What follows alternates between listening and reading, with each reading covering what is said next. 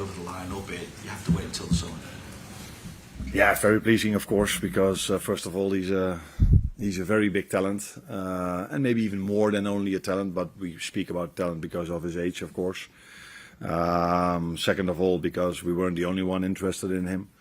So another big compliment for the people that working every single day so hard to sign players, that we were able to sign such a big talent, and another example of the model we are using at this club. So young, very talented players, sometimes in the start of their career, sometimes already a little bit a few years into their career, but always players that are young and can improve us and help us for the short, but definitely also for the long term. And we've signed a lot of them recently, and I've said many times that the mid to long term future, but even the short term future of this club is in a very, very, very good place. For the here and now, how is the injury situation at the back? Where's Jeremy Frimpong at, and Joe Gomez as well? Jeremy will definitely not train this week, so he's not available for the weekend. With Joe, we have a little bit of hope. Hope is the way, I think, that he might train to Saturday. So not available to start, but maybe available to help the team if needed during the game, because as you already know, there are not that many defenders available at the moment. How would you somewhat the kind of test against Manchester City once again? Because at times, again, we saw it against last week, they've shown fallibility, yet of course we know that Pep Guardiola will still see them as big contenders, and the pressure is on really to maintain some kind of pace or touching distance with Arsenal at the top. Yeah, what I mainly remember is the game we played over there in the first half. We were completely outplayed for large parts, not for the complete 45 minutes, but for large parts. So it's another moment for us to see where we are in the development of this team. So that is that, of course, being said, we also know the importance of a result on Sunday, but that goes for all the 20 teams that are playing this weekend in the Premier League. It's the end phase of the season, so results matter more and more. And a very good team that were even able to win yesterday against the team that we beat during the weekend, not even with their starters. So that tells you, combined with the game we've played against them,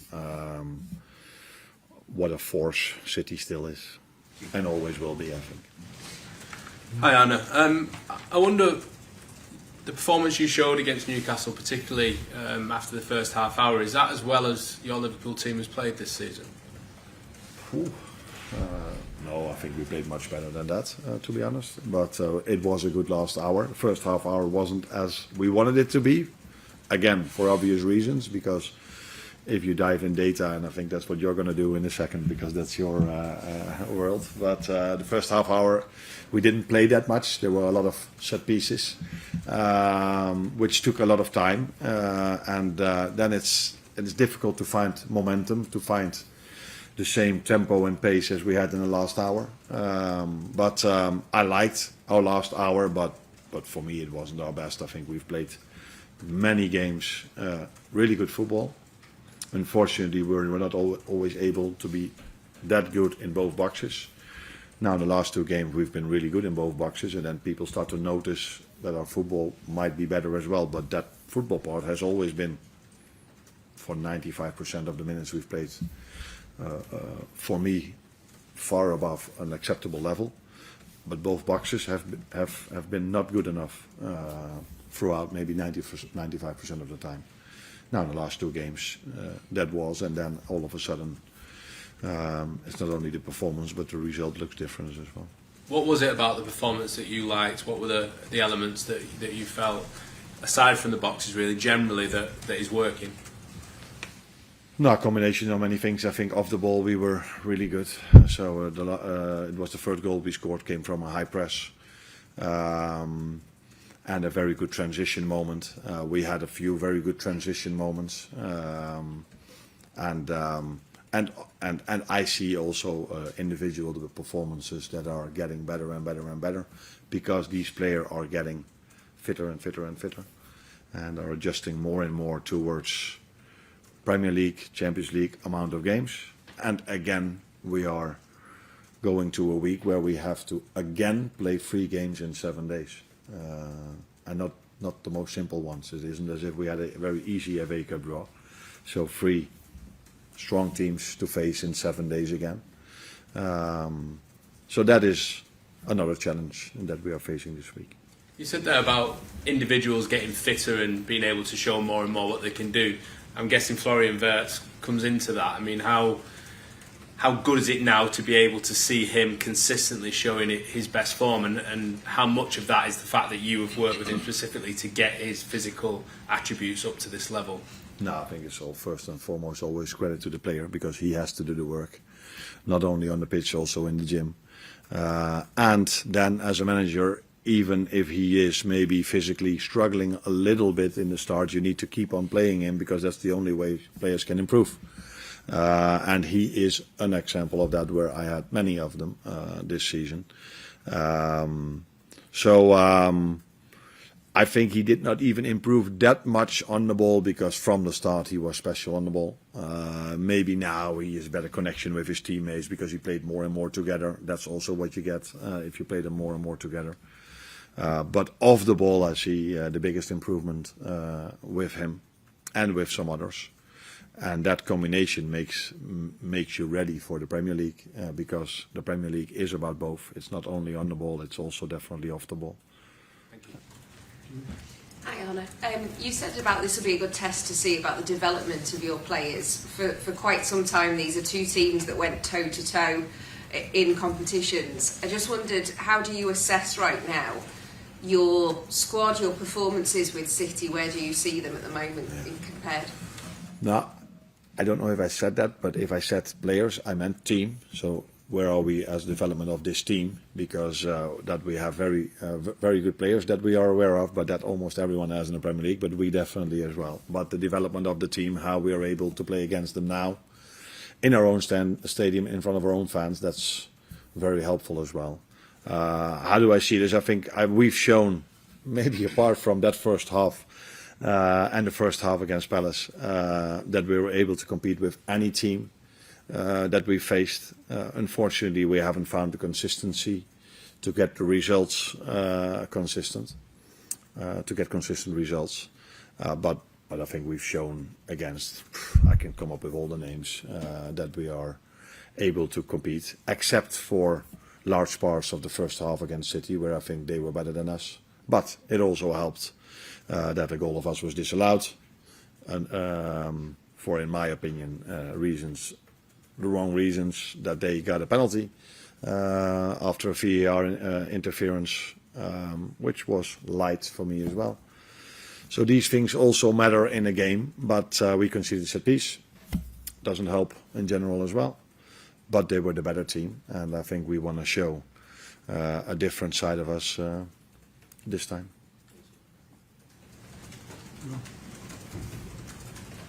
No. Sorry, Arne. Along with Jackie, obviously brought in 2 young centre-backs as well this month, and then in the summer you're bringing the lads in from Austria as well. Is that an area that the club have recognised maybe needs strengthening, and ultimately is the club starting to look for a real long-term successor whenever Virgil van Dijk ultimately does move on, because he's 35 in the summer? Now, you are longer here than I am, so I think if I tell you that this club does everything they do with a reason, I don't think you are surprised. So everything that is done over here is never from panic, or is always a long-term idea, or something that has been thought about for a long time by not only one person but by multiple persons. So of course we are aware of the fact that Virgil will not play for this club 10 more years, but he has 1.5 year contract left, so he will be with us for that period of time, and maybe even longer if he keeps staying as fit as he is now, because I said it before, what a compliment to him at his age to play every 3 days, not only for our club but also for his country, for 7 or 8 months already. So yeah, hopefully he can stay as fit as he is for multiple years. But this club, we are not stupid. We do know that somewhere in the upcoming years there is life for this club without Virgil. And so you are now talking about Virgil, but I can say this for every position.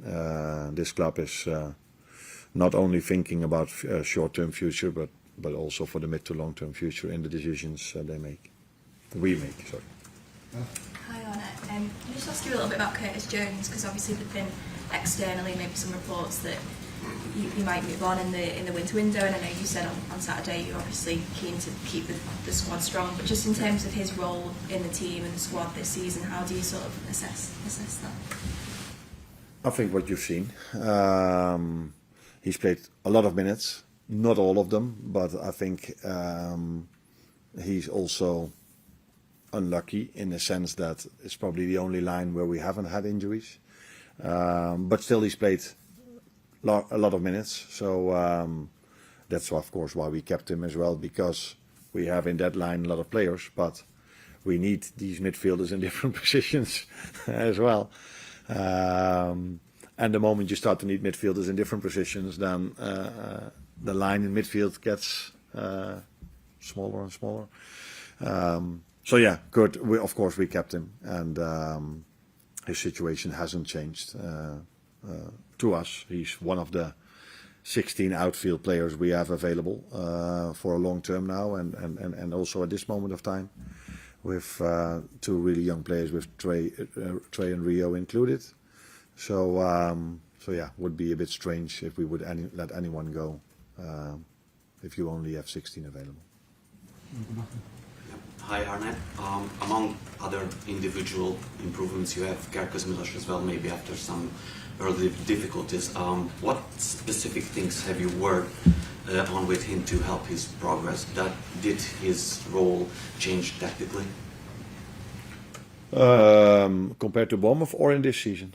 Well, this season of course, but recently, I don't think we can see a huge progress from him. Yeah, this is what you get if you play longer together with your teammates. This is what you get if you keep playing those players, even if they are maybe sometimes have moments in games that are not as good as other moments, or games that have not been as good as other games. But this is also normal for younger players, and the only thing you can do as a manager is keep trusting them and keep believing in them, because we know who we sign and we saw his potential, and we knew, and it already has been shown that potential will be seen if you keep playing them. And but there are a lot of games to be played, and for him it was the first time the combination of Premier League and Champions League. That's why I'm also so happy to have Robbo in the squad, because he has helped the team on multiple occasions as well. But definitely Milos is another example of a very young player we've signed, where the best of him is still to come, and he's already developed this season. Okay. Progress is to go. Hi Arne, not a data question for a change. You mentioned before the early part of the game against Newcastle didn't go as you planned. I think there were multiple times where Newcastle had counter-attacks, where they had multiple runners in behind your midfield. And if you look at the Manchester City game last night, they scored from quite a few similar situations, running with fast runners like the defence. I just wonder... Talking about City now, how City scored, how we created our chances. Well, Newcastle had opportunities where they were running in behind your midfield before they scored. And then if you look at the Manchester City goals, they were kind of similar in terms of how City were able to score those goals. I wonder how difficult is it to keep that security even when you are trying to attack? Obviously, a game at home, a big game, you're going to want to be on the front foot and attack. How important is it to keep that security even when you are on the front foot? Now, if you come with data, there's no debate, because then we always agree, because data is a fact. Now we have a different opinion, because I was, to a certain extent, surprised to see the first half hour of Newcastle against Man City, because of course I watched that game. And it was completely opposite to the one we've played. So the amount of long balls Newcastle played against us, compared to how much they played against City, was, I couldn't see a bigger difference than that. And the one time they did, then Burn headed it to Anthony Gordon, who was in front of the goalkeeper, with a big chance. So for me, you cannot compare these games in terms of tactics or playing style. But I did see that there were certain similar situations, as you just said. No, controlling a counter-attack is of course crucial, especially if you have a lot of ball possession. But usually when you play against City, it's not sure that you will have more ball possession than them. But in almost all the other games we had, that is the situation. And I think in the beginning of the season, when we had so much ball possession, I think we are maybe the team with the most ball data again. We are maybe the team with the most ball possession. So that tells you what ideas we have about football. But it also tells you then if you have the ball, usually that's a lot on their half. So you have to be very well protected for the counter-attack. In the start of the season, that was not always as I wanted it to be. So that's why we adjusted a little bit in the middle after we lost so many games. And now we have to find the perfect balance, as I said so many times, in creating enough chances to score, but being able hardly to concede a counter-attack. But I think we did really well against Newcastle with all the pace they have, because the goal, we had enough bodies in our 18-yard box, and he could shoot it through the legs of Milos. And I cannot come up with another counter-attack which was a big threat. I think all the other threats were mainly set pieces. Well, there was a moment where Virgil was caught on camera saying it was too open, and I think that was the moment, possibly before the moment that caused the free kick for Harvey Barnes. I think just after that, you can see Virgil on TV saying it's too open, so Yeah, okay. he was probably a bit more concerned about it. No, but it's good because defenders are always worried about being too open. And in an ideal world, we are never too open. But I watch a lot of games, and even yesterday, Newcastle were 3 or 4 times only in the first half, or 1-on-1 to the goalkeeper. And these are moments we did not face against Newcastle. But there will always be moments, if you play in a league like this, where other teams will show their quality as well. But I think in general, we hardly concede a lot of chances or counter-attack chances. We mainly have conceded a lot of set piece things. Because last week he asked what's the difference between us in the Premier League and the Champions League now. If you only look at the set piece, then you have the answer. Arne, just to go back to Curtis, obviously we're pleased to keep hold of him in January, but he doesn't have too long left on his contract. He's keen to keep him around in the long term as well. Oh, it's interesting that there's someone else who's asking contract questions. Talks are not taking place over here. Talks are taking place in other places in this building. And the moment we have any news, then we share it over here. But I am aware, and the club is aware, and he's aware of the fact that he has only 1.5 years left. So that's all I can say about it. Thanks, Arne.